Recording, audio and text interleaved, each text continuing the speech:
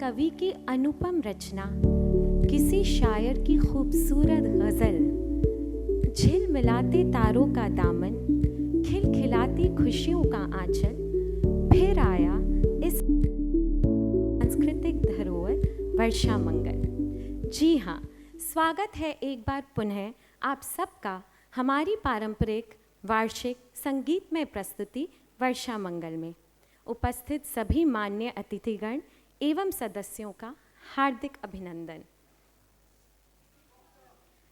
अब मैं मंच पर आमंत्रित करना चाहूँगी आज की संध्या के सम्मान्य अतिथियों को। कृपया सभापति श्री घनश्याम जी सोनी, हमारे मुख्य अतिथि श्री राम कुमार जी भूतड़ा को लेकर मंच पर पधारें।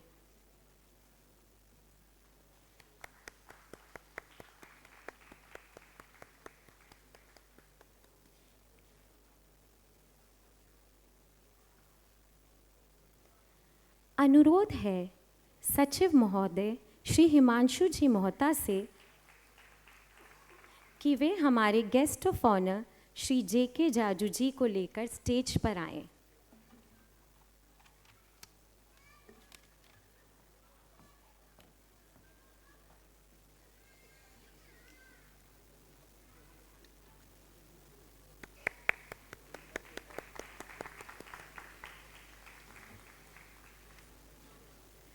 मेरा आग्रह है हमारे संस्थापक सदस्य श्री नरोत्तम जी सुमानी, उपाध्यक्ष श्री रजनीश जी राठी, उपाध्यक्ष श्रीमती वीना जी काबरा, जॉइंट सेक्रेटरी श्री ऋषभ जी सोनी, कोषाध्यक्ष श्री अखिलेश जी काबरा, सांस्कृतिक मंत्री श्रीमती मधु ललित जी मुंदड़ा, उप सांस्कृतिक मंत्री श्रीमती इंदु लड्ढा जी से कि वे मंच पर पधारें।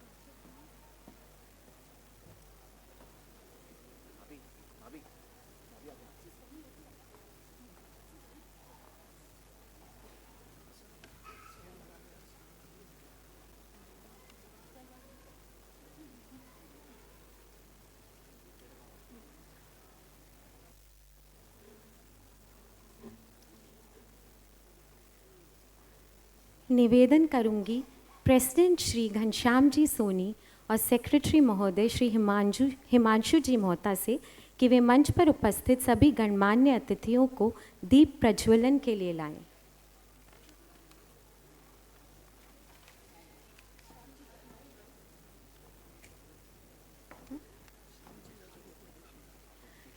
मेरा अनुरोध है श्री श्याम जी जाजू से कृपया वे भी मंच पर पधारें।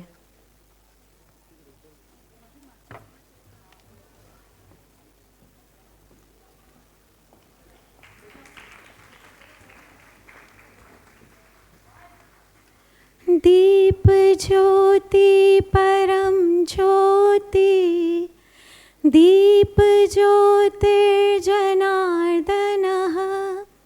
दीपो हरतु मे पापं, दीप ज्योतिर्नमोस्तुते। शुभं करोति कल्याणं, आरोग्यं सुख संपदः, द्वेष बुद्धि विनाशाय, आत्मज्योति नमोस्तुते। आत्मज्योति प्रदीप्ताय, आत्मज्योति नमोस्तुते। ब्रह्मज्योति प्रदीप्ताय, गुरु ज्योति नमोस्तुते। दीप ज्योति परम ज्योति, दीप ज्योतिर्जनार्दनः, दीप ज्योतिर्जनार्दनः, दीप ज्योतिर्जनार्दनः।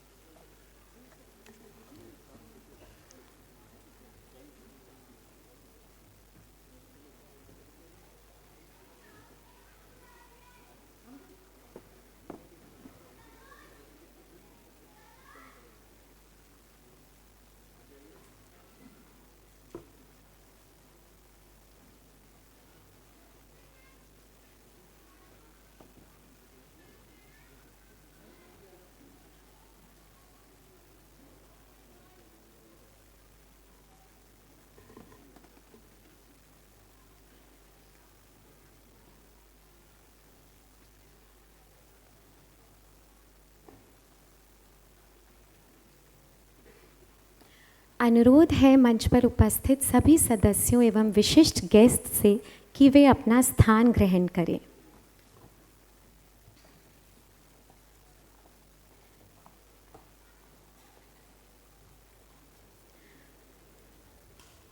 आवेदन है फाउंडर मेंबर श्री नरोत्तम जी सोमानी से कि वे फूलों से और अध्यक्ष श्री घनश्याम जी सोनी से कि वे मोमेंटो भेंट करके हमारे आज के मुख्य अतिथि श्री राम कुमार जी भूतड़ा का स्वागत करें।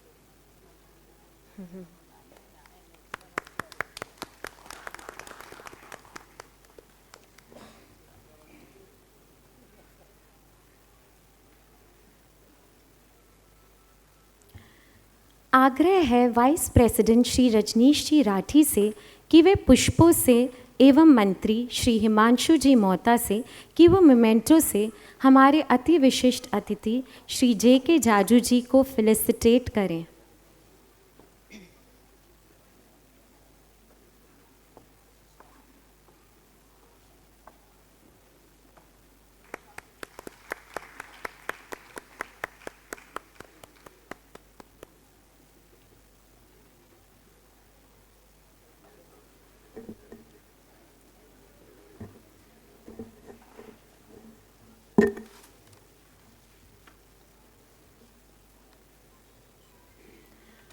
अब मैं डायस पर आमंत्रित करना चाहूँगी हमारे सभापति श्री घनश्याम जी सोनी को, एक ऐसी शख्सियत जो स्वयं एवं जिनका परिवार कई दशकों से निरंतर निस्वार्थ भाव, कर्मठता एवं कटिबद्धता से क्लब के उत्थान और कल्याण कार्यों में संलग्न रहे हैं।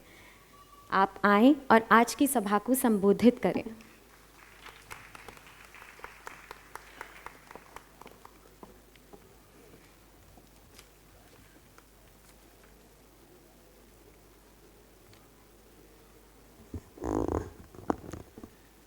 गला मेरा थोड़ा बैठा हुआ है, आपको एडजस्ट करना पड़ेगा।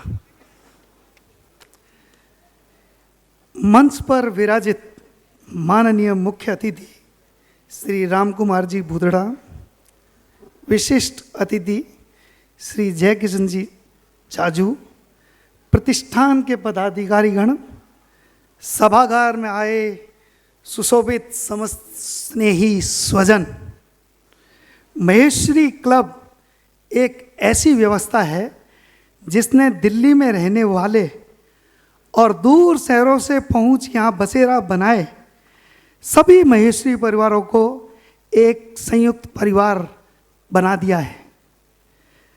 हम में से कोई भी जो इस क्लब से जुड़ा है वो कभी भी अकेलेपन का शिकार नहीं होता, तन्हाइयों से घिरा नहीं होता। क्यों? क्योंकि ये एक जॉइंट फैमिली है। हम तो 900 से अधिक विचारमान सदस्यों का एक विराट समुदाय है। अथक प्रयास है कि दिल्ली के सभी महेश्वरी परिवारों को संस्था से जोड़ा जाए। गौरव का विषय है कि आगामी वर्ष, सर सुनिए, गौरव का विषय है कि आगामी वर्ष हम अपना स्वर्ण जयंती महोत्सव मना रहे होंगे और क्लब देख रहा होगा।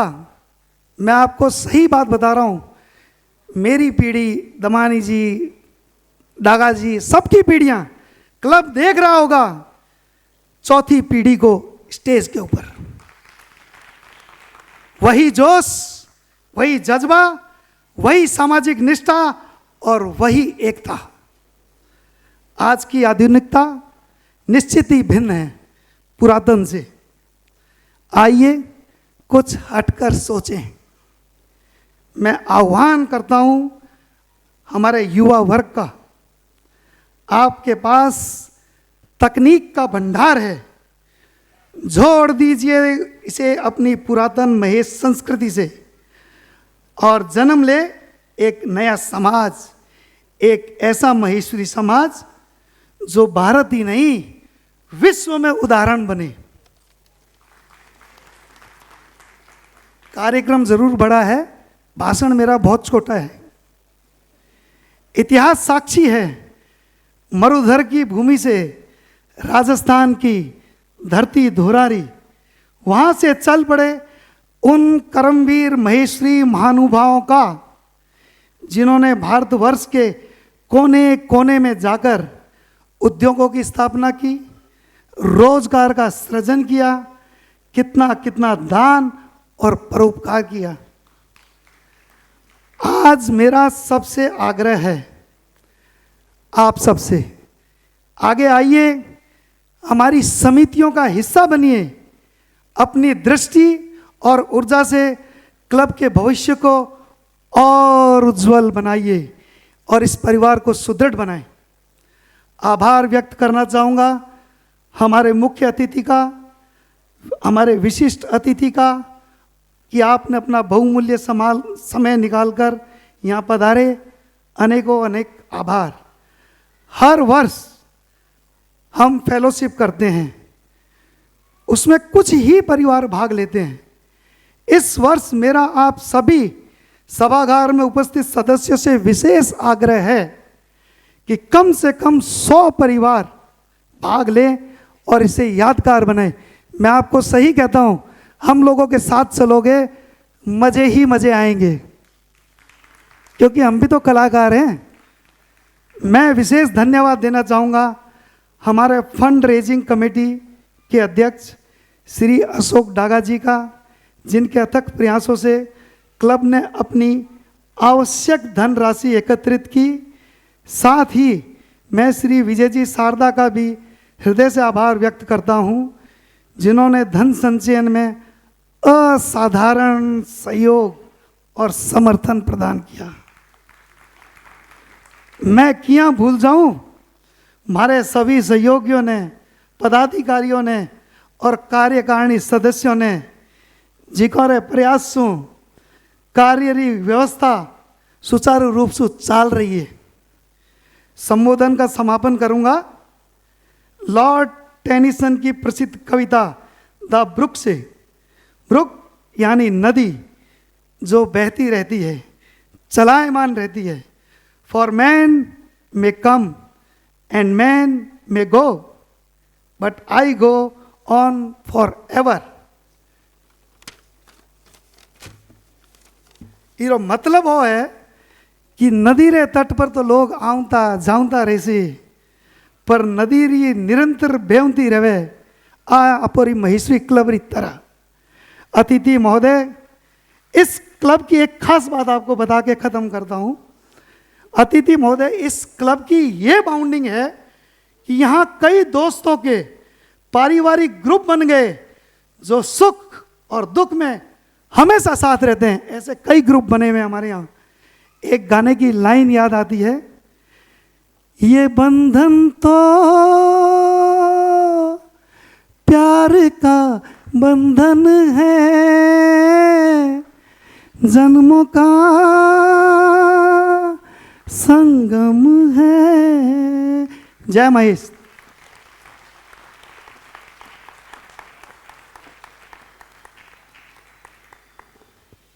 Thank you Ghanshyam uncle, that was beautiful. अब मेरा आग्रह है हमारे स्मारिका एडवर्टाइजमेंट कमेटी के कन्वीनर श्री अशोक जी डागा और वरिष्ठ सदस्य श्री विजय जी सारडा से कि वे कृपया मंच पर आएं। जैसा कि आपको घनश्याम अंकल ने बताया कि इस वर्ष इनका आर्थिक सहयोग अतुल्य रहा है। इस उल्लेखनीय योगदान के लिए हम इनका सम्मान करना चाहेंगे।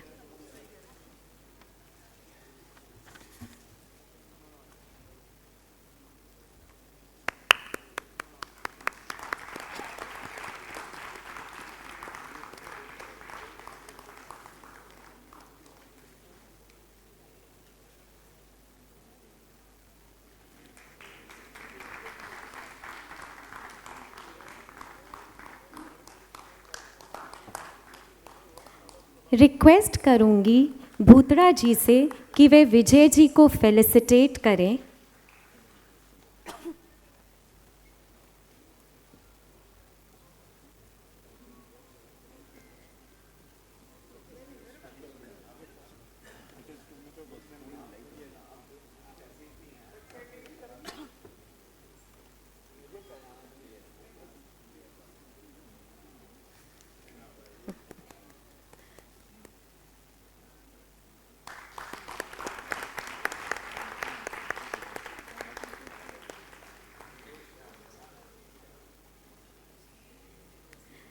कृपया जाजू जी अशोक जी को सम्मानित करें।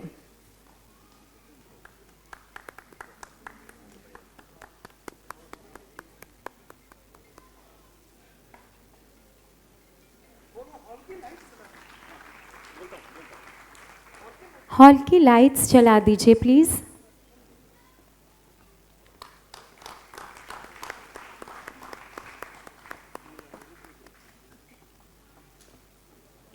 Thank you once again, Ashok uncle and Vijay uncle, for your exceptional contribution. We totally appreciate it.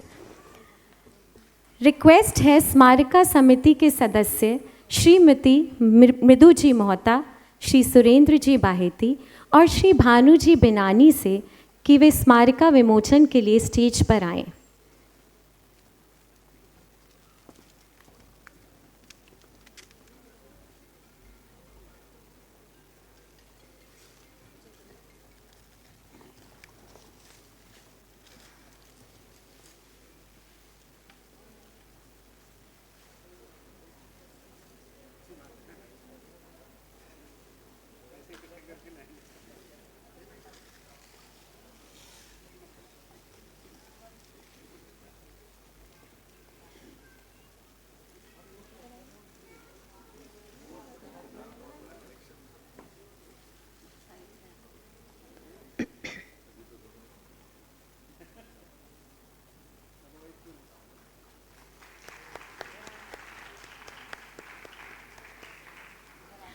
पधारे सभी सदस्यों से नम्र निवेदन है कि कार्यक्रम के पश्चात आप लॉबी से स्मारिका की कॉपी ले जाना ना भूलें।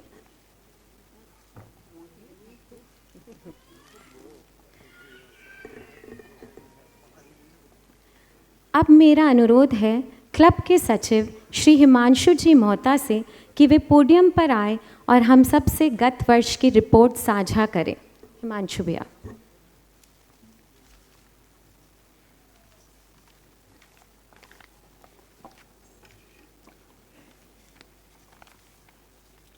मैं सर्वप्रथम आभा भाभी का धन्यवाद देता हूं, जिन्होंने अपना माइक मेरे को कुछ देर के लिए सौंपा। कलाकार माइक से दूर नहीं रह सकता, तो थोड़ा माइक हाथ में आया तो बड़ी खुशी मिल रही है। मैं सचिव हिमांशु मोहता, आपके ही बीच से निकला हुआ एक बेटा, आपका बच्चा और एक साधारण मेंबर, जो आज आपके क्लब को लीडरता की तरह चला रहा है। मैं सभाकार में बैठे सभी अतिथिगणों से रिक्वेस्ट करूंगा कि जय महेश की जय घोष में मेरा साथ दें। जय महेश, जय महेश। जय श्री श्याम। संग गच्छ वध्वम संवधध्वम संवो मनांसी जातनम देवा भागम यथा पूर्वे सजना नाना उपासते। अर्थात आप सब मिलकर साथ चलें, साथ बोलें, आपका मन एक हो। जैसे पूर्वज, हमारे पूर्वज देवता को एक साथ यज्ञ में बुलाते थे, वैसे ही हम सब मिलकर साथ बढ़े, हमारा महेश्वरी क्लब आगे बढ़े और साथ बढ़े। मंच पर विराजित मुख्य अतिथि श्री राम कुमार जी भूतड़ा, विशिष्ट अतिथि जेके जाजू जी, श्याम जाजू जी, संस्थापक सदस्य श्री NK सोमानी जी, सभापति व उप सभापति, और मंच पर विराजित मेरा मंत्रीगण और इस सभाकार में विराजित सभी अतिथिगण, मैं आपका दिल से स्वागत करता हूं, आभार व्यक्त करता हूं। महेश्वरी क्लब का एक और साल सुनहरा किस तरह पूर्ण हो गया पता ही नहीं चला। ये मेरे लिए, ये वर्ष हमारे लिए उपलब्धि और यादों से भरा रहा। खेल, सामाजिक सेवा, सांस्कृतिक आयोजन और आध्यात्मिक यात्रा, हर पहलू ने हमारी एकता और साथपन को और गहरा किया। मुझे इस साल भी सचिव का पद संभालने को मिला है और इस साल को यादगार बनाने के लिए मैं पूर्ण जोर से कोशिश करूंगा। सचिव के रूप में आज आप सबके बीच मैं अपने कार्यकाल की गतिविधियों का संक्षिप्त विवरण देने आया हूं और विवरण देते हुए मुझे अत्यंत गर्व महसूस हो रहा है। यदि मैं बात करूं खेलकूद के क्षेत्र की, बीता वर्ष हमारे क्लब के खेल कूद के क्षेत्र में शानदार आयोजन हुए। बॉलिंग इवेंट जिसमें 150 से अधिक मेंबर शामिल थे, फन क्रिकेट 30 से अधिक सदस्य शामिल थे, पिकल बॉल जिसमें 60 से अधिक सदस्य शामिल रहे, पिकनिक जिसके अंदर 165 लोगों ने अपनी उपस्थिति दर्ज कराई, बैडमिंटन जिसमें 75 प्लस मेंबर ने पार्टिसिपेट किया, और मौका मिला हमको वर्ल्ड कप स्क्रीनिंग करने का जिसमें 41 सदस्यों ने वर्ल्ड कप स्क्रीनिंग साथ देखी और भारत को विजयी बनाया। इन गतिविधियों ने सदस्यों के बीच एकता और आपसी मेल जोल बढ़ाया। मैं खेल मंत्रियों का तहे दिल से धन्यवाद देता हूं इस कार्यक्रम के लिए। सामाजिक गतिविधि की यदि बात करें, हमारे क्लब ने समाज सेवा के क्षेत्र में उल्लेखनीय काम किए, जिसमें हमने 2 रक्तदान शिविर रखे और 200 से अधिक यूनिट्स इकट्ठी करी। बात की जाए तो 11 निर्धन बच्चों को, मेधावी विद्यार्थियों को स्कॉलरशिप दी, एक जरूरतमंद कन्या का विवाह संपन्न कराया और वृद्ध आश्रम के लिए खाद्य सामग्री व बर्तन वितरण किए। मैं समाज कल्याण मंत्रियों का दिल से धन्यवाद अदा करता हूं। सांस्कृतिक व पारिवारिक आयोजन की यदि बात करूं, तीज त्योहार सिंधारा उत्सव, महिलाओं ने नए स्थल पर एक उत्सव खूब आनंद लिया, जहां 110 प्लस महिलाएं शामिल हुई। दिवाली समारोह की यदि मैं बात करूं, 450 आदमियों ने अपनी उपस्थिति दर्ज कराई। स्वादिष्ट भोजन और लोगों में आत्मीय मिलन व लकी ड्रॉ के साथ शानदार कार्यक्रम रहा। बात करूं यदि मैं होली मिलन की, 350 सदस्य उपस्थित रहे, जहां रंगारंग डांस परफॉर्मेंसेस और साथ के साथ विश्व कप का फाइनल, लोगों ने साथ में हिंदुस्तान को वर्ल्ड कप चैंपियन बनाया। और गणगौर उत्सव की बात करें तो क्लब की महिलाएं पारंपरिक रीति रिवाजों के साथ सम्मिलित हुई और 120 महिलाओं ने अपनी इसको यादगार बनाया। हमारे क्लब ने पिछले साल पहली बार महेश नवमी का फंक्शन रखा, जिसमें भगवान शंकर के भजनों में खूब झूमा गया, आनंद लिया गया। ये हमारे लिए गर्व की बात है और मैं आशा करता हूं कि हमारा क्लब पिछले साल की भांति आगे आने वाले अनंत सालों तक इसको चालू रखेगा। मैं सांस्कृतिक मंत्रियों का भी दिल से धन्यवाद अदा करता हूँ। स्पिरिचुअल टूर, मेरी सदैव इच्छा थी कि मैं अपने कार्यकाल का समापन एक स्पिरिचुअल, एक आध्यात्मिक स्पर्श के साथ करूं। यह यात्रा उसी का प्रतीक है। मेरे हृदय के अत्यंत करीब अयोध्या की यात्रा, जिसमें 31 मेंबर साथ में सहभागिता दिखाई, सबने रामलला की मंगल आरती का दर्शन किया, सरयू नदी में नौका विहार और हनुमानगढ़ी के दर्शन। इस यात्रा ने परिवारों और सदस्यों के बीच गहरा संबंध और स्पिरिचुअल कनेक्ट बनाया। विशेष उपलब्धि में बात करूं, इस साल हमने 18 नए महेश्वरी परिवारों को जोड़ा। हमारे क्लब में हमने उन्हें तहे दिल से उनका स्वागत किया। स्पेशल थैंक्स देना चाहूँगा मेरी पूरे कार्यकाल के लिए। मैं विशेष धन्यवाद देना चाहता हूँ श्री खेतान जी का, जिन्होंने हमारे कार्यक्रम हेतु विद्यालय उपलब्ध करवाए। मैं सभी पूर्व अध्यक्ष, मेरी कार्यकारिणी टीम, वरिष्ठ जन और पूर्व सचिवों का आभारी हूँ, जिन्होंने मुझे सदैव मार्गदर्शन दिया और मेरे साथ हर निर्णय में खड़े रहे। विशेष आभार मेरे कार्यकाल के अध्यक्ष श्री ओम जी बाहिती का, जिन्होंने मेरे हर कार्यक्रम में मुझे पूर्ण सहयोग व प्रोत्साहन दिया। इसी के साथ एकम बंधुम लोकेशबिन सर्वे समा महेश्वरा, अर्थात इस संसार में हम सब एक दूसरे के बंधु हैं। यही महेश्वरी समाज की पहचान है। इसी वाणी के साथ मैं आप सभी को प्रणाम और नमस्कार। जय श्री श्याम, जय महेश। बहुत खूब हिमांशु भैया, and thank you for handing back the mike to मी।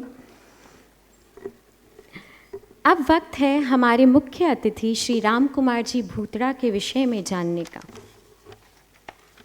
श्री राम कुमार जी भूतड़ा एक वरिष्ठ सामाजिक व्यक्तित्व हैं। जी अच्छा, स्पेशल रिक्वेस्ट से पहले मैं जाजू जी का इंट्रोडक्शन देती हूँ।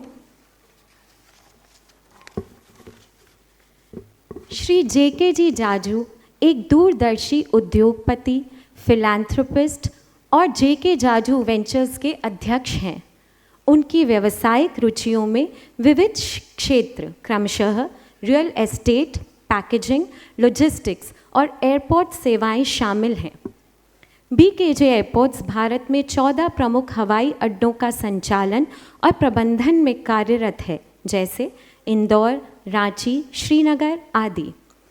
आपकी रियल एस्टेट आवासीय परियोजना शुभाशीष होम्स को 13वें वार्षिक एस्टेट अवार्ड्स में smart project of the year north से सम्मानित किया गया। अपनी व्यावसायिक सफलता के साथ साथ श्री जाजू जी ने हमेशा ही सामाजिक सेवा और परोपकारिता को प्राथमिकता दी है। 2001 में उन्होंने जागृति की स्थापना की, जो आज देश के सबसे बड़े एनजीओज़ में से एक है, जो अंडर प्रिविलेज्ड लोगों के बीच निरक्षरता को मिटाने के प्रति समर्पित है। बिजनेस लीडरशिप और सोशल सर्विस के क्षेत्र में जाजू जी के अनुकरणीय योगदान ने उन्हें प्रधानमंत्री श्री नरेंद्र जी मोदी द्वारा नेशनल यूथ अवार्ड, सामाजिक सेवा और स्वच्छता के लिए सर्वोच्च राज्य नागरिक पुरस्कार, शिक्षा भूषण, शिक्षा विभूषण और भामाशाह पुरस्कार जैसे कई पुरस्कार दिलाए हैं। Jaju ji is also a motivational speaker who inspires individuals and institutions through his insightful talks. We can't wait to hear you speak, sir. Jaju जी ने गवर्नेंस इंडस्ट्री में भी योगदान दिया है। जयपुर को वर्ल्ड क्लास सिटी बनाने के लिए नियुक्त हाई पावर कमेटी के वे सदस्य हैं।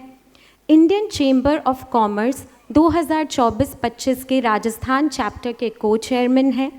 राजस्थान सरकार के शिक्षा विभाग के मॉनिटरिंग एंड इम्प्लीमेंटेशन कमेटी के भी वे सदस्य हैं। जयपुर सिटीजन फोरम के आप ट्रस्टी और कार्यक्रम संयोजक भी हैं। Sir please come and enlighten us with your thoughts.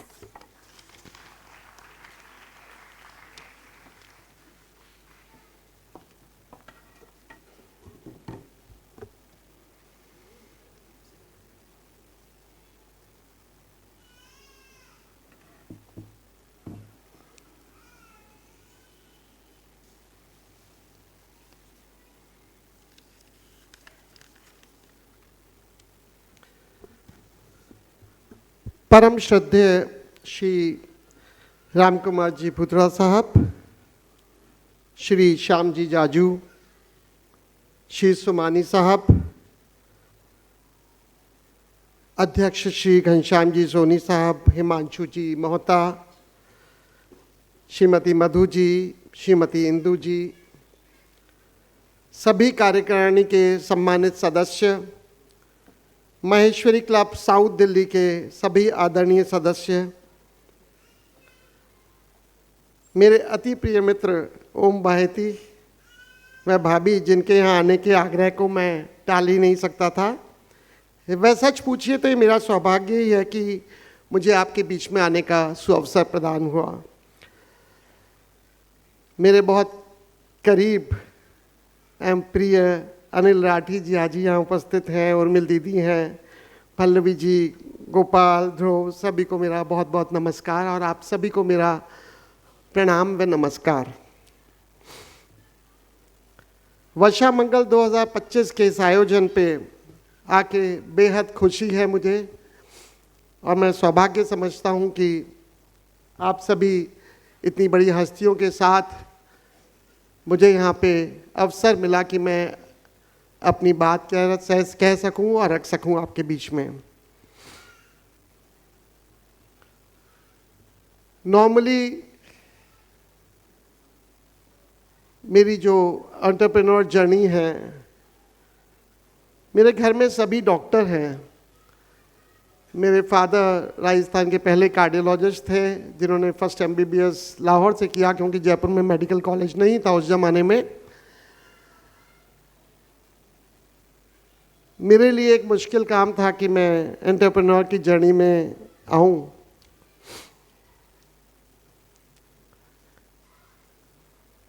Genuinely पूछें तो मुझे बहुत पसंद है एक सब्जेक्ट जो मेरे हार्ट के, मेरे दिल के बहुत करीब है, वो है माता पिता का सम्मान। मेरा मानना ये है कि जब भी कभी जिंदगी की शुरुआत होती है तो एंटरप्रेन्योरशिप के लिए लोग कहते हैं कि किससे आपने एजुकेशन ली, कहाँ से सीखा, किस कॉलेज से, किस यूनिवर्सिटी से। मेरा कहना यह है कि एंटरप्रेन्योर की पहली सीढ़ी आपकी 0 वर्ष आपके पैदाइश से शुरू हो जाती है, जब आपके माँ बाप आपको एक दिशा देते हैं, आपको वो संस्कार डालते हैं जिससे आपकी ज़िंदगी की एक दिशा शुरू हो जाती है।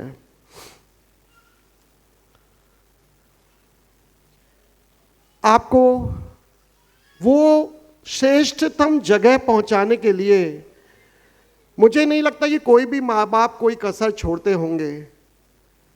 हर माँ बाप का यूँ मानिए पहले 25 वर्षों तक एक तपस्या होती है, एक प्रण होता है कि मेरा बच्चा सर्वश्रेष्ठ बने, और उसके लिए कोई भी माँ, कोई भी पिता 100% दिए बिना नहीं रह सकता, संभव ही नहीं है। ये उतना ही शाश्वत सत्य है जितना कि हम प्रभु को मानते हैं। फिर आजकल के इस भौतिक युग में एक परिवर्तन आया, बहुत बड़ा परिवर्तन, जब हमारे 1-2 संतानें होना शुरू हो गई और वो बच्चे, माँ बाप चाहते हैं कि बेस्ट ऑफ एजुकेशन ले, एजुकेशन लेने लगे। उस एजुकेशन के बीच में एक कहीं गुम सी होती हुई ये पीढ़ी नज़र आने लगी। हम चाहते थे कि बेस्ट ऑफ स्कूल्स में जाएं, इंटरनेशनल डिग्रीज लें, इंटरनेशनल यूनिवर्सिटीज़ से पास आउट करें, बट उस सब उधेड़ बुन में हमारे संस्कार, हमारी वैल्यूज दरकिनार होती चली गई। अनफॉर्चुनेटली जिन माँ बाप को वो सम्मान मिलता था जॉइंट फैमिलीज के कारण से, वो जॉइंट फैमिलीज खत्म होती चली गई और अब सम्मान देने वाला कौन रह गया? वो एक पुत्र और कोई भी नहीं। और अगर वो मान लीजिए अगर विदेश चला गया या दूसरी जगह नौकरी करने या बिजनेस करने चला गया तो माँ बाप तो अकेले रह गए। आज इस पीढ़ी की एक बहुत बड़ी विडंबना है और मैं जिस भी यूनिवर्सिटी कॉलेज में जाता हूँ मैं हर जगह एक ही बात करता हूँ कि जिसने आपको सब कुछ दिया, उस 25 वर्ष तक सब कुछ छोड़ के दिया, उसको आप क्या देना जा रहे हैं? Are you willing to give them anything? It's very easy to say at the age of 60 when your father is 60, जब पापा 60 साल के हो गए तो बहुत आसान है ये कहना कि पापा रिटायर हो गए, मैं क्या कर सकता हूँ, मेरी तो बम्बई या दिल्ली या मेरी तो नौकरी अमेरिका में है, एक अच्छा सा सपोर्ट स्टाफ लगा देता हूँ। वो भी हमेशा संभव नहीं होता। या बड़े अच्छे आजकल ओल्ड एज होम बन गए हैं, पहले तो इनकी नाम भी सुनने में नहीं आता था, तो वहाँ पे मैं आपके लिए बेस्ट ऑफ सर्विसेज देने की कोशिश करता हूँ। बहुत अच्छा हुआ कि इन्हीं माँ बापों ने, जिनकी कोई जिम्मेवारी नहीं थी कि डे 1 पे जब बच्चा पैदा हो तो उसको उसी तरह से 25 साल तक तपस्या करके बड़ा करे। बेहतर होता कि डे 1 पे वो कहते कि एक शिशु अनाथालय है वहाँ पे भेज देता हूँ और वहाँ पे बच्चा बड़ा हो जाएगा, लेट अस सी फिर क्या होता।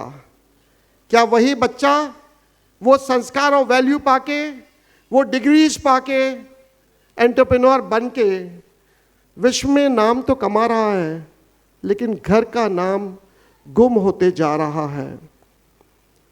हमारा समाज जो कि बहुत ही संगठित समाज है, महेश्वरी समाज एक ऐसा समाज है जहां आज भी संस्कार वैल्यूज हैं, लेकिन परिवार इतने छोटे हो गए।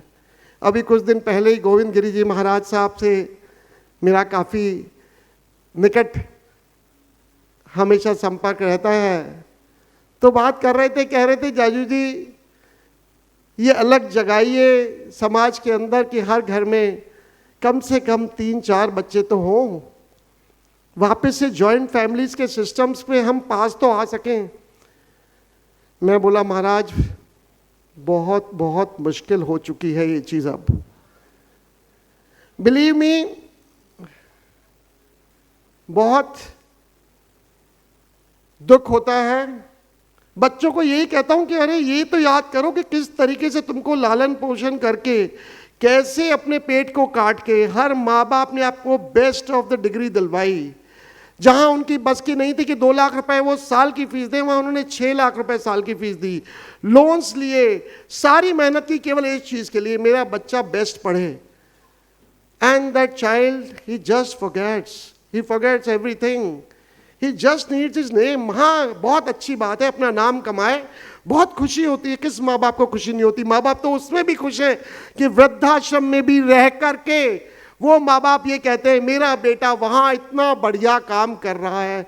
Look at that mother and father, how much they love that child. यहाँ बहुत सारे यंगस्टर्स हैं, I can see many of them. I would like to say only one thing.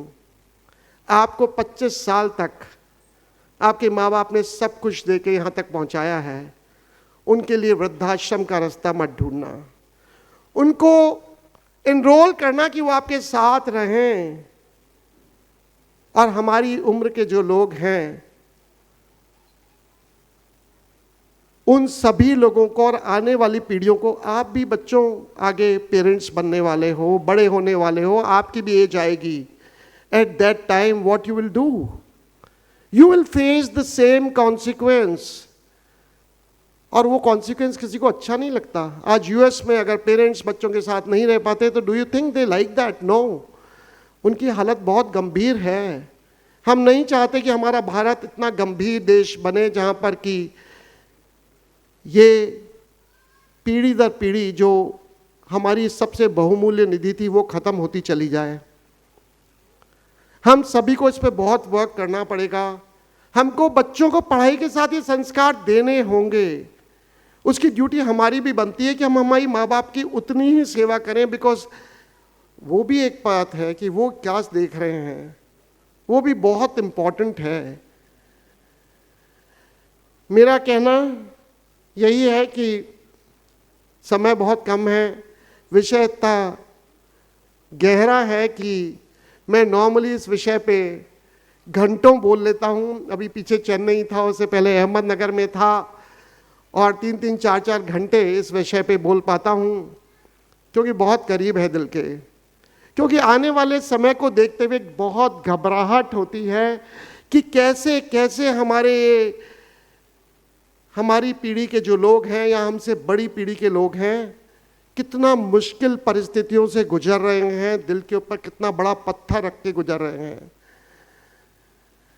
क्या ओल्ड एज में ये सफिशिएंट है कि सर्वेंट जब माता या पिता बेड रिडन हो उस वक्त सर्वेंट या एक नर्स उनकी साफ सफाई कर दे? हमने तो जब बच्चा पैदा हुआ कभी नहीं सोचा था कि केवल आया उनकी साफ सफाई करेगी और मदर फादर तो वहाँ छोड़ के चले जाएंगे बाहर अपना जॉब करने के लिए। ऐसा नहीं होता था।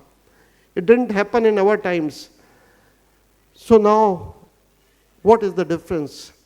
We need to really work on this. हमारे लिए बहुत ज़रूरी है कि हम इस विषय पे काम करें जिससे हमारे बच्चे बेटर वैल्यूज़ को सीखें।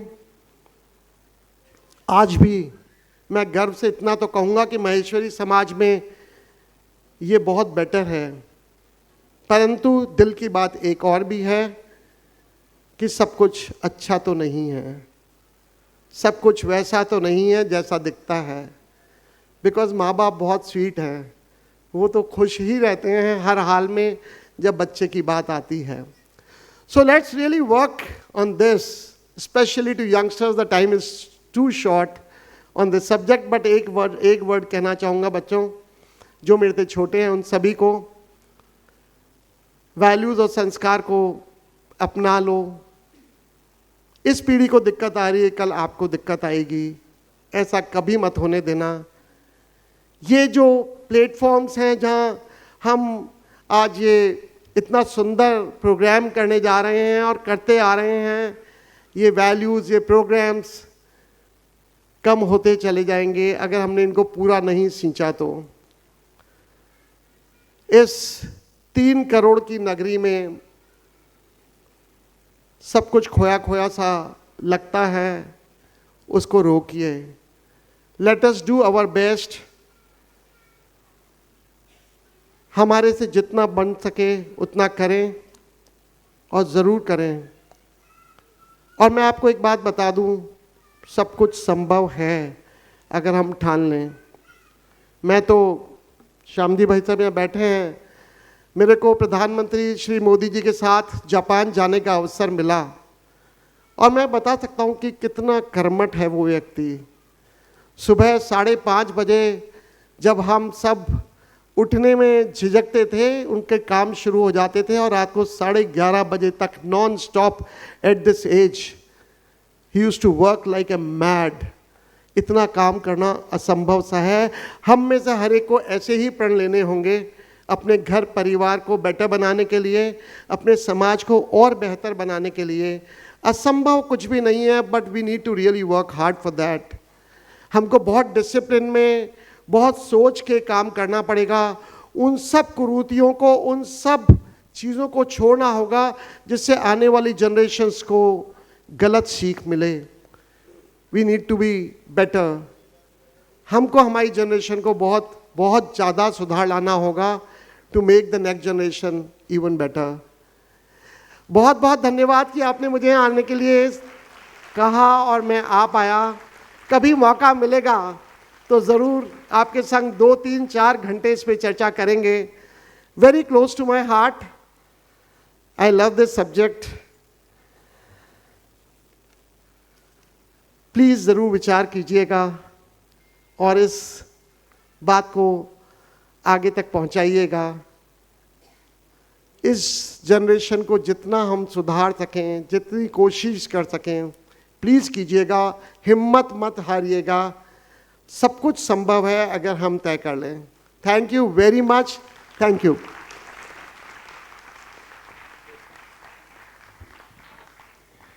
Thank you, sir, for sharing your precious thoughts with us. Very well spoken indeed and very thought-provoking too. माता पिता एवं परिवार के प्रति हमारी जिम्मेदारियों का एहसास दिलाने के लिए बहुत बहुत धन्यवाद। तो आइए अब जानते हैं हम अपने मुख्य अतिथि श्री राम कुमार जी भूतड़ा के बारे में। श्री राम कुमार जी भूतड़ा एक वरिष्ठ सामाजिक व्यक्तित्व हैं जो व्यापारिक, राजनैतिक और सामाजिक पटल पर एक सफल, सुलझे हुए, धीर, गंभीर रणनीतिकार व नेतृत्वकर्ता के रूप में अपनी विशिष्ट पहचान रखते हैं और उन्होंने मानव सेवा को युवा काल से ही अपने जीवन का ध्येय बना रखा है। आपको राष्ट्रीय अटल अवार्ड, भारत समाज गौरव, समाज विभूषण और समाज रत्न जैसे सम्मानों से अलंकृत किया जा चुका है। आप पूर्व में राष्ट्रीय महामंत्री, अखिल भारतवर्षीय माहेश्वरी महासभा एवं राजस्थान प्रदेश कोषाध्यक्ष भाजपा जैसे महत्वपूर्ण पदों पर अपनी सेवाएं दे चुके हैं और वर्तमान में देश के विभिन्न तीर्थ स्थलों पर घर जैसी आवासीय सुविधा उपलब्ध करवाने वाली अखिल भारतीय माहेश्वरी सेवा सदन के राष्ट्रीय अध्यक्ष के रूप में अपनी सेवाएं दे रहे हैं। वर्तमान में आपने श्री राम जन्मभूमि अयोध्या में एक अभूतपूर्व माहेश्वरी भवन निर्माण का बीड़ा उठा रखा है, जिसके भूमि पूजन में श्री गोविंद देवगिरी जी, श्री ओम बिरला जी, मुख्यमंत्री राजस्थान सहित राजस्थान सरकार की पूरी कैबिनेट उपस्थित थी। इनके सिद्धांतों एवं कर्तव्यों के प्रति समर्पण भाव का परिणाम है कि देश भर की सामाजिक और कल्याणकारी संस्थाएं इन्हें अपने वरिष्ठ पदों पर दायित्व सेवाओं के लिए अग्रणी स्थान देती हैं। विनम्र निवेदन है भूतड़ा जी से कि वे हमें कुछ आशीर्वचन सुनाएं।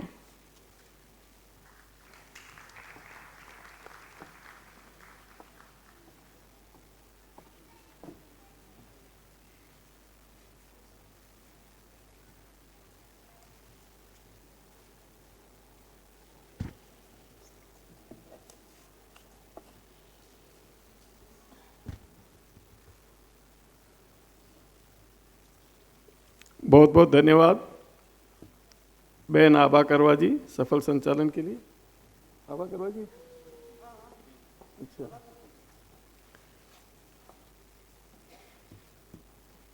थोड़े जितने चेहरे हमारे दिख रहे हैं उतने आप लोगों के नहीं दिख रहे हैं। ये एक समस्या रहती है इन सभागारों में।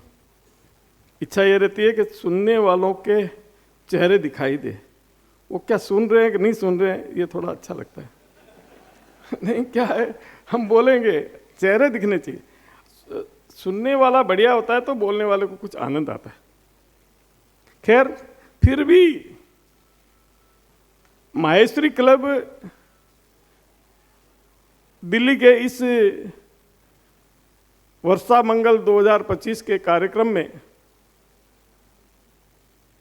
खचाखच भरे सभागार में विभिन्न हस्तियों की उपस्थिति में मंच पर आसीन इस गौरवशाली क्लब के अध्यक्ष, सभापति कहते होंगे यहाँ, भाई घनश्याम जी सोनी, जो बहुत ही चमक रहे थे, अभी देख रहे हैं आप, इतने सुंदर लग रहे थे, गोरे गोरे। इनके सहयोगी वैसे ही लग रहे हैं कि कहाँ से जैकेट कुर्ते कहाँ से लाए हिमांशु जी मोहता। भाई देखो, ये एक पर्सनैलिटी झलक रही थी उनकी। अभी जिनसे मुझे मिलाया, इसके संस्थापक सदस्य माननीय सोमानी साहब,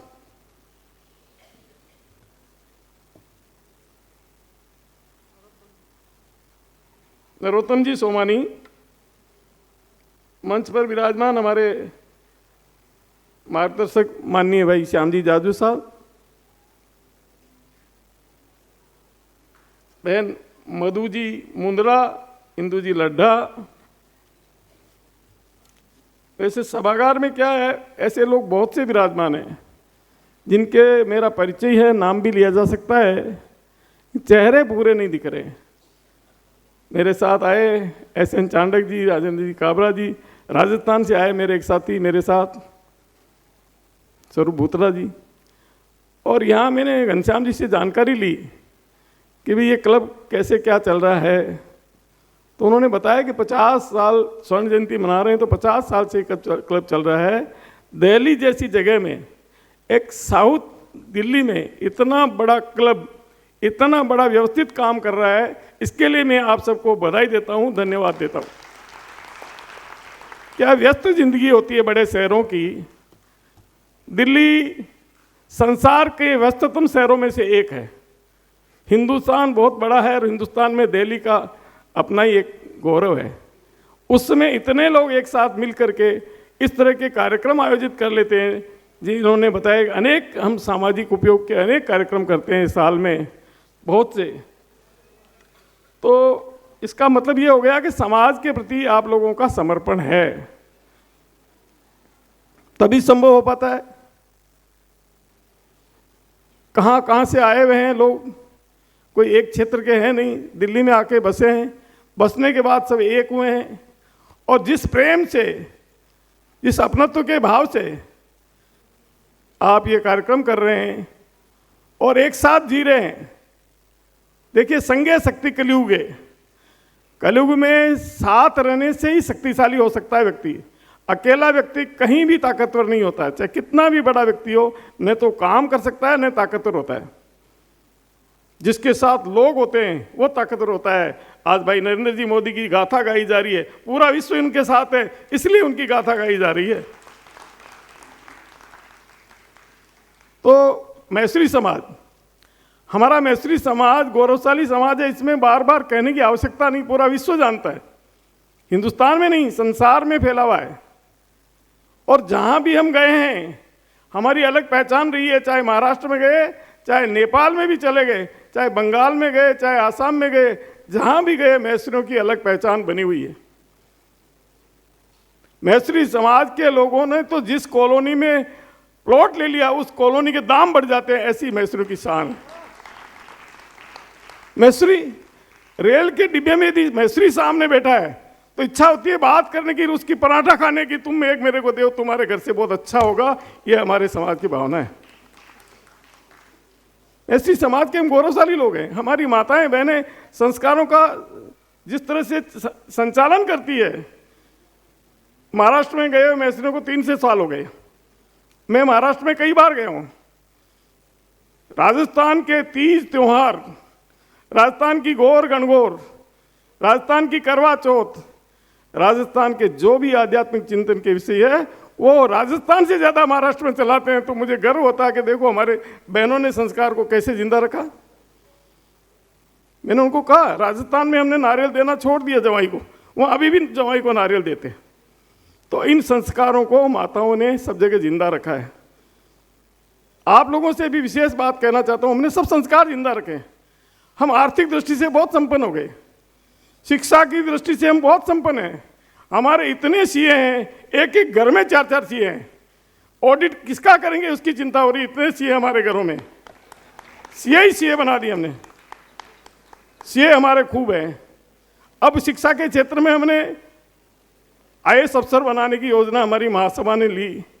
हम सब चाहते हैं हमारे प्रशासनिक सेवा में हमारे लोग आए, हो रहा है और काफ़ी प्रगति हुई है। डॉक्टर भी हमारे जहाँ भी है विशिष्ट श्रेणी में, मैत्री डॉक्टर का मतलब लाइन लगती है उसके यहाँ। हमारी इंटेलिजेंसी जो है, हमारा जो खोपड़ा है, उसका कोई मुकाबला नहीं, मैत्रियों के मुकाबले कोई है ही नहीं, दूसरी जाति नहीं। लेकिन सब कुछ है। मेरी माँ के हम 10 संतान थे, 10।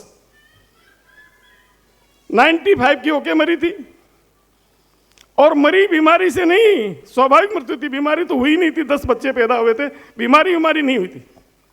घी में चूर करके रोटी खाती थी 95 की उम्र में। और यूँ शरीर था बजरबट, पीसना, नीपना, पोना और हर 2-3 साल में बच्चे को जन्म देना। वो माताएं होती थी। आज तो एक बहू के बच्चा होने वाला होता है, पूरे मोहल्ले में मालूम हो जाता है छोटकी बिन्नी के टाबर उबालो है। अरे ये क्या है ये?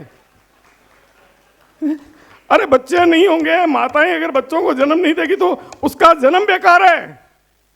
जिस माँ ने बच्चों को जन्म नहीं दिया उसका खुद का जन्म व्यर्थ है। क्या पुरुष देगा बच्चे को जन्म?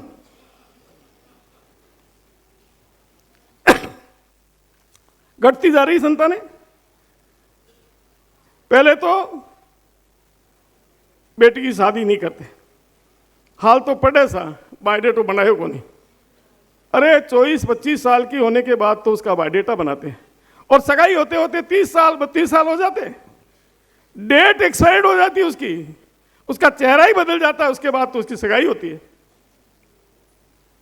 और उतना ही बड़ा लड़का फिर ढूंढना उसके बराबर का, वो मिलता ही नहीं है। उनके संबंध ही नहीं बैठता, समय पर संबंध करते नहीं, बाद में समय होता नहीं। बाद में इतने स्वतंत्र हो जाते हैं बेटे बेटी कि वो माँ बाप का कहना मानते ही नहीं। यदि आप अपने घर को बचाना चाहते हो तो बेटे बेटियों की सगाइयाँ टाइम पर करो।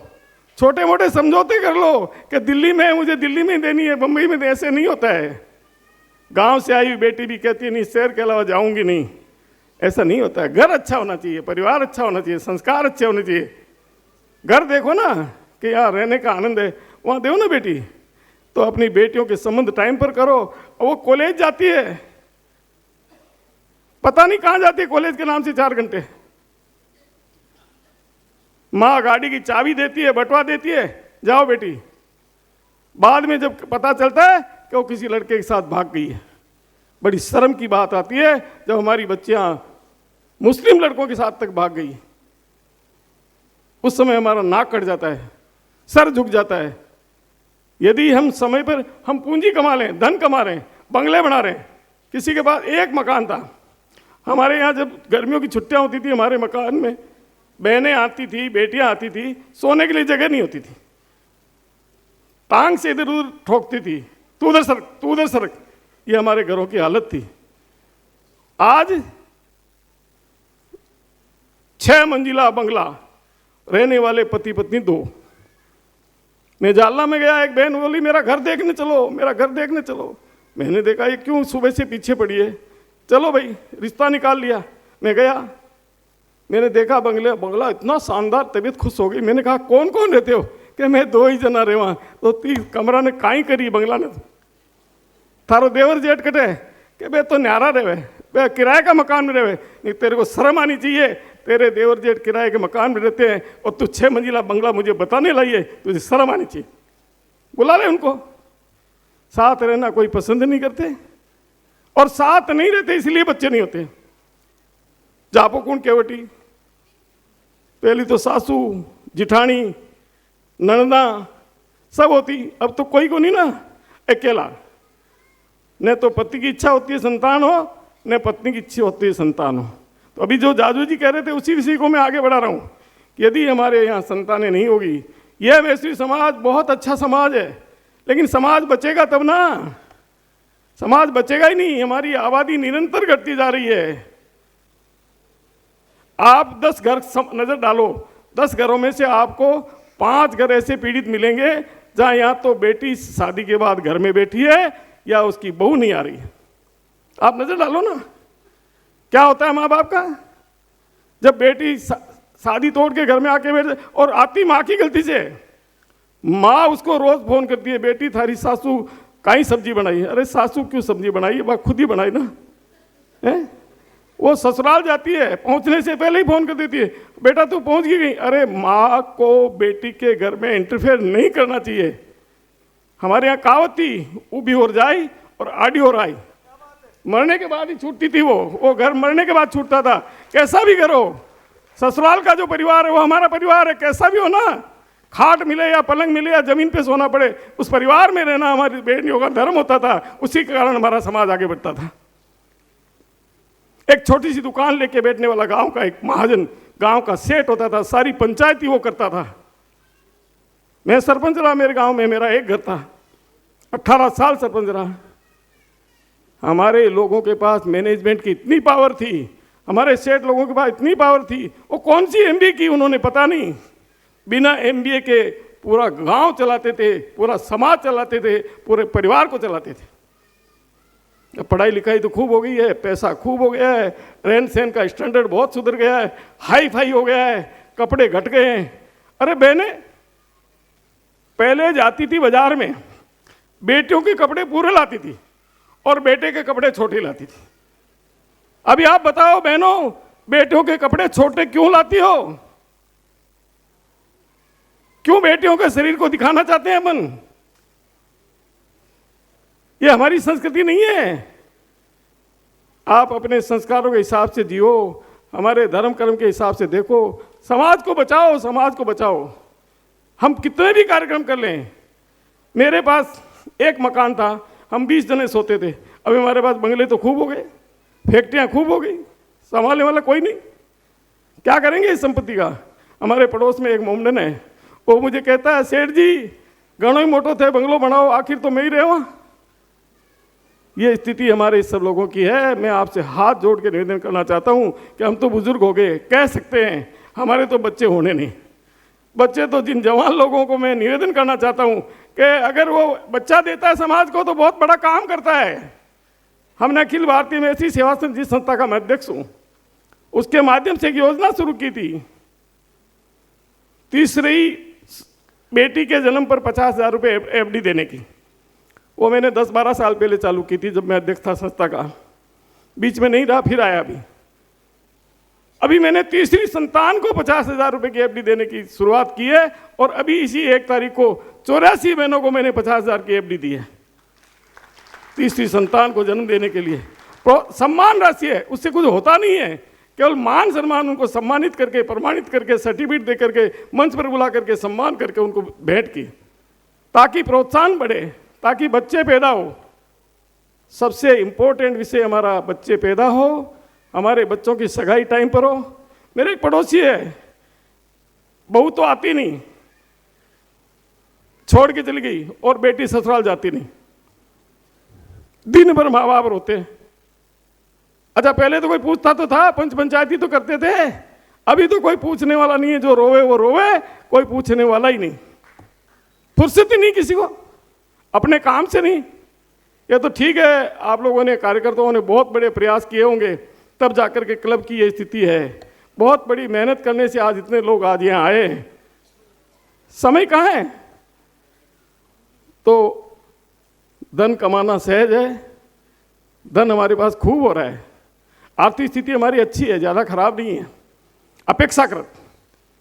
लेकिन परिवारों को सीमित मत करें, परिवार बढ़ाएं, संस्कारों को जिंदा रखें। और अगर कोई भाई अलग हो गया हो तो मैं तो कहता हूं वापस शामिल हो जाए, साथ रहना सीखें। साथ रहने का आनंद तो क्या है वो देखें तो सही। पहले ही तय करते हैं कि बेटी तो जद दूं कि अकेलो रही, ये अच्छी बात नहीं है, हमारे संस्कार मैत्रियों के नहीं है। इससे मेरे घनश्याम जी ने पहले ही कहा था कि बोलना को समय माकट कम ही देवा। जाजू जी बोला जरी मैंने तड़फड़ाहट हो रही।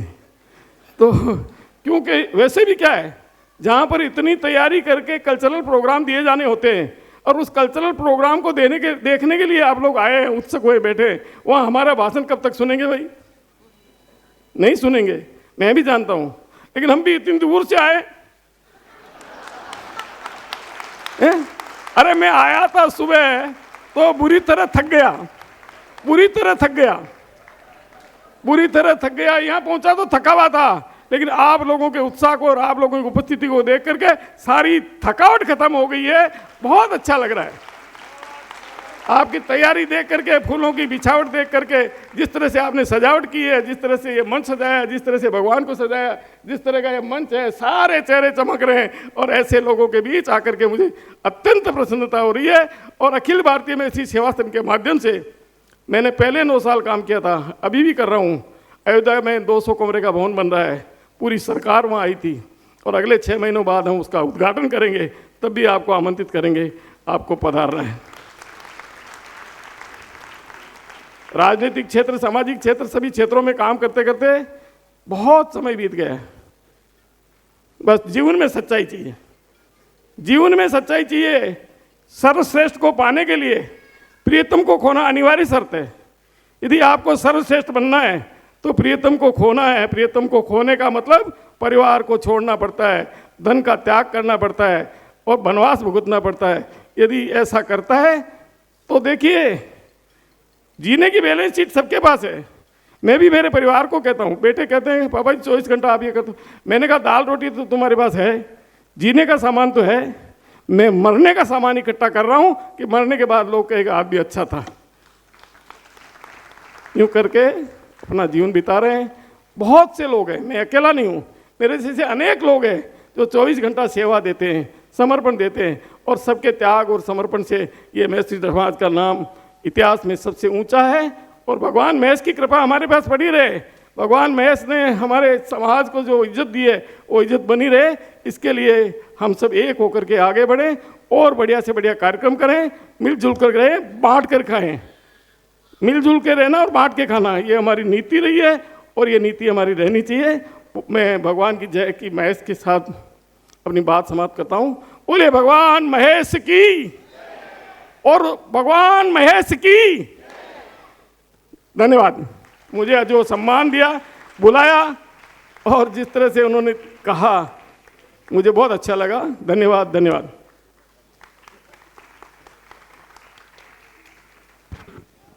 Thank you sir. हास्य पुट युक्त आपके शानदार संबोधन के लिए और माहेश्वरी होने पर हमें गौरवान्वित करने के लिए अनेकानेक धन्यवाद। अब मैं हमारी कल्चरल सेक्रेटरी श्रीमती मधु ललित जी मुंद्रा से निवेदन करूंगी कि वे पोडियम पर आएं और आज शाम की प्रस्तुति 3 थे भाई पर थोड़ा प्रकाश डालें।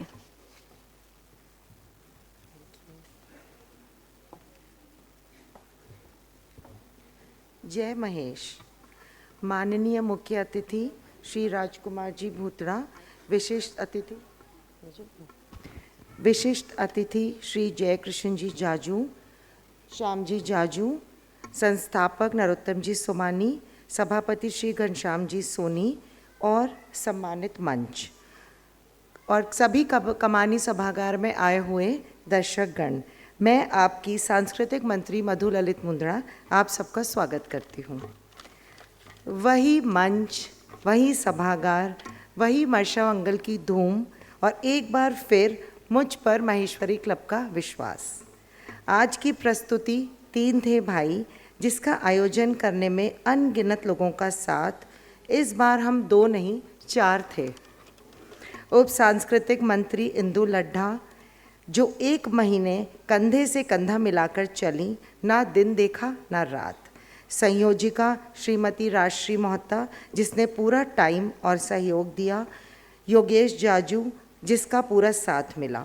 मेरी सांस्कृतिक team, donors, executive committee, school प्रबंधक, डायरेक्टर नरेंद्र कुमार जी, कोरियोग्राफर श्रीराम स्वाति और उनको कैसे भूल सकती हूँ जिन्होंने हमें 15 दिन तक स्वादिष्ट भोजन कराया। Souvenir team, hall management, 51 participants जिन्होंने बहुत लगन से मेहनत करी। लिस्ट बहुत लंबी है और समय थोड़ा कम है। इन सब के अथक प्रयास का परिणाम है आज की प्रस्तुति। कोई भी कलाकार बड़ा या छोटा नहीं होता, कला कला होती है। अगर आप कुछ करने की ठान लेते हैं तो पूरी कायनात उसे पूरा करने में जुट जाती है। तो चलिए साक्षी बनते हैं 3 भाइयों की सपना पूरा करने की इस यात्रा की। धन्यवाद। जय महेश। मैं सभी मंच पर आसीन सबसे अनुरोध करूंगी कि प्लीज़ कमानी सभागार में अपना स्थान ग्रहण करें और हम प्रोग्राम की शुरुआत करेंगे। Thank you. Thank you, Bhabhi. Looks like we are in for a phenomenally entertaining and interesting program. 3 थे भाई जो थे गांव की धरती से जुड़े। 3 थे भाई जिनके अरमान थे बड़े बड़े। बॉलीवुड उनकी रग रग में था शामिल। सुपरस्टार बनने को मचल रहा था उनका दिल। होना चाहते थे पूरी कायनात में मशहूर, पर जाने नियति को क्या था मंजूर। आकांक्षाएं हैं अनगिनत, ख्वाहिशें बेहिसाब है, दुनिया भर की दौलत और शोहरत बस इतना सा ख्वाब है. So please put your hands together for our blockbuster show tonight. तीन थे भाई.